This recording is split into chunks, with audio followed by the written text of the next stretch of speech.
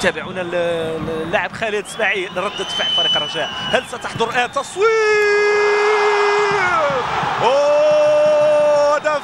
هدف من الروعة بمكان، هدف يمكن أن نقول أتى كردة فعل. تحدثنا عن ردة فعل بالخضر، تصويبة صاروخية في مرمى الحارس بسطرة، هدف مقابل هدف، هدف داخل كل مرمى. شاهدوا الجماهير الحاضرة هنا تتابع تحتفل.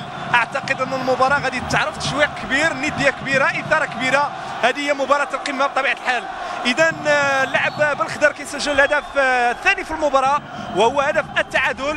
العناصر سواء من جانب فريق المغرب التطواني وفريق الرجاء الرياضي فهي تحرات. شاهدوا تصويبة ممتازة، حتى الخروج ديال الحارس ما متوضعش بالشكل المناسب، اصطدمت احد لاعبين هذه الكرة وعطات هدف جميل جميل جميل جدا لفريق الرجاء الرياضي. الكرة ملعوبة الآن، الانطلاقة، ولكن الحكم كيعلن عن مخالفة.